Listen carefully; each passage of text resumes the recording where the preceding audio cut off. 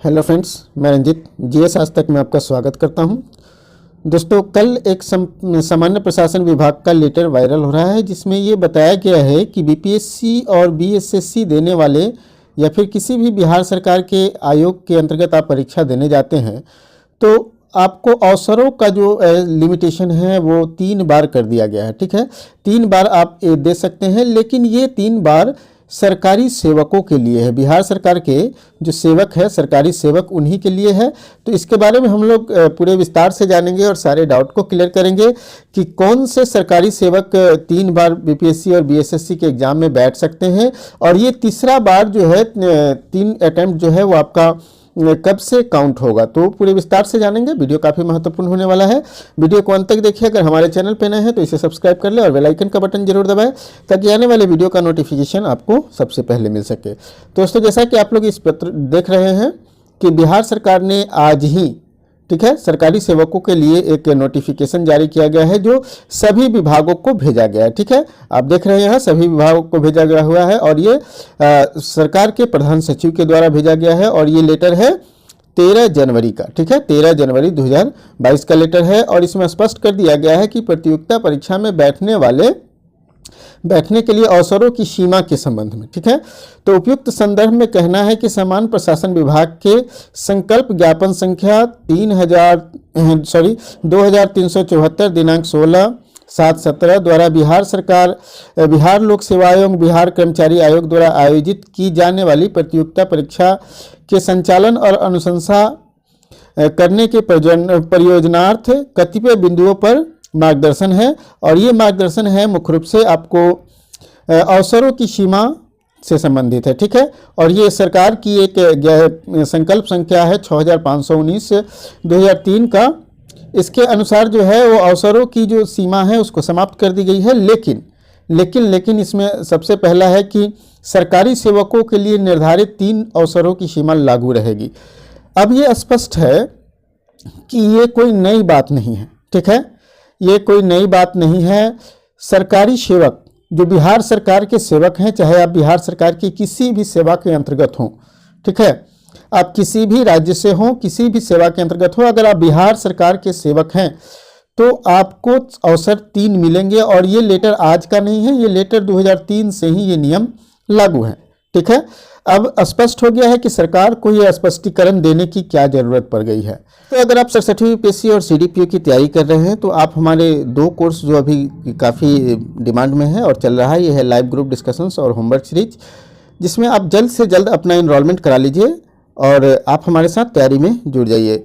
ठीक है, क्योंकि ये कोर्स अब 4-5 दिन के बाद ये क्लोज हो जाएंगे। ठीक है, अगर कोर्स के बारे में जानना चाहते हैं तो आप हमारे 7631864192 पर कॉल करके जान सकते हैं। दोस्तों, आपको ये बता दें कि इसमें सभी टॉपिक पर ग्रुप डिस्कशंस किए जाते हैं और इसका कॉस्ट 299 है। और वहीं पे होमवर्क सीरीज का 270 कॉस्ट है और इसमें आपको होमवर्क के साथ साथ टेस्ट सीरीज भी प्रोवाइड कराए जाते हैं। और आपको बता दें कि बीएसएससी सीजीएल 3rd और इंटर लेवल के लिए फाउंडेशन बैच शुरू हो गया है, आप इसमें ज्वाइन कीजिए।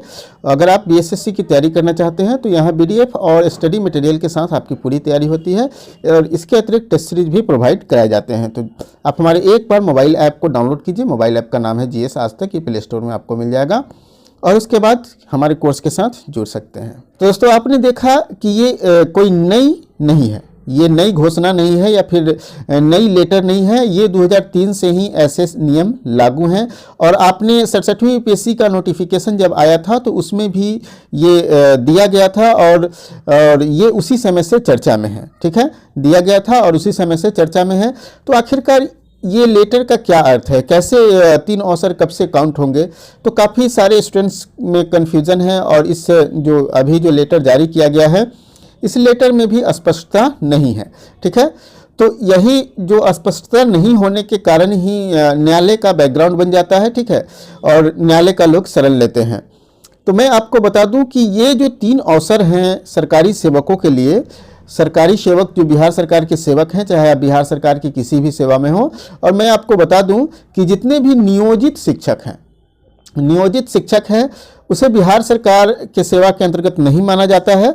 तो नियोजित शिक्षकों को छोड़कर जितने भी परमानेंट जॉब वाले कैंडिडेट्स हैं जो बिहार से हैं और जो बीपीएससी और बीएसएससी के एग्ज़ाम को देते हैं, तो उनके लिए यही है कि जब आपकी उम्र सीमा समाप्त हो जाती है, ठीक है, उम्र सीमा समाप्त हो जाती है तो आपको विशेष छूट दिया जाता है सरकार के द्वारा, ठीक है, विशेष छूट दिया जाता है। और ये विशेष छूट आपको 5 वर्ष तक मिलता है और 5 वर्ष में आप इस छूट का लाभ सिर्फ 3 बार ले सकते हैं, ठीक है, छूट का लाभ आप 3 बार ले सकते हैं। तो अब इसे स्पष्ट करने की ज़रूरत है। सपोज कीजिए कि अगर आप कोई जो हमारे बिहार में उम्र सीमा जो निर्धारित की गई है वो जनरल कैटेगरी के लिए आपको मालूम है कि 37 वर्ष है। उसी तरह बीसी एंड ओबीसी कैटेगरी के लिए आपको मालूम है कि 3 वर्ष की अतिरिक्त मिलता है, 40 वर्ष है। और एससी एसटी कैटेगरी और महिला कैटेगरी के लिए ये 42 वर्ष की उम्र सीमा है।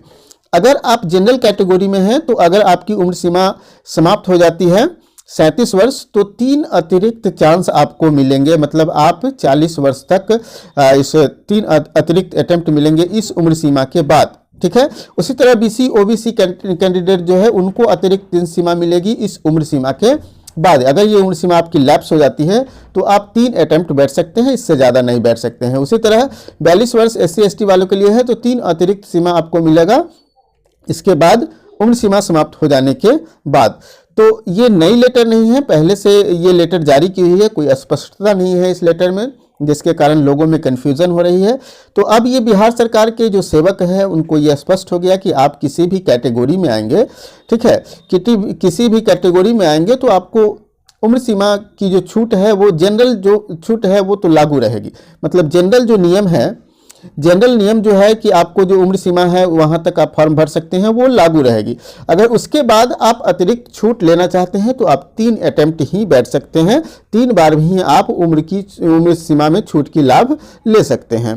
तो अब मेरे ख्याल से आप लोग को ये स्पष्ट हो गया होगा कि बिहार सरकार के जो सेवक हैं और जो सरकारी सेवक हैं जो बिहार सरकार की सेवा में हैं, चाहे वो किसी भी डिपार्टमेंट में हो, अगर आपकी उम्र सीमा अभी बची हुई है तो आप ऐसे ही भर सकते हैं।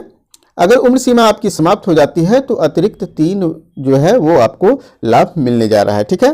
तो ये स्पष्टता है। हालांकि इस संबंध में बहुत सारे स्टूडेंट्स ने आयोग से स्पष्टता की मांग की है। ये बीपी सामान्य प्रशासन विभाग से के जो सचिव हैं उनके ट्विटर हैंडल पे बहुत सारे ट्वीट किया गया है लोगों से और स्पष्टता की मांग की गई है। तो हमारे ख्याल से ये अब स्पष्ट आप लोग को हो गया होगा। अगर फिर भी कोई डाउट है तो आप सामान्य प्रशासन विभाग के द्वारा जो है ये जो लेटर निकाला गया है वहां आप सूचना के अधिकार के अंतर्गत आप मांग सकते हैं, ठीक है, सूचना के अधिकार के अंतर्गत आप जान सकते हैं। तो अगर आपको स्पष्टता चाहिए तो आरटीआई डालिए, आरटीआई के थ्रू आपको सब कुछ स्पष्ट कर दिया जाएगा, ठीक है। तो दोस्तों हमें पूरी उम्मीद है कि ये वीडियो आपको पसंद आया होगा। वीडियो पसंद आया हो तो लाइक कीजिए और दोस्तों के साथ भी शेयर कीजिए। फिर मिलते हैं अगले वीडियो में एक नए टॉपिक के साथ।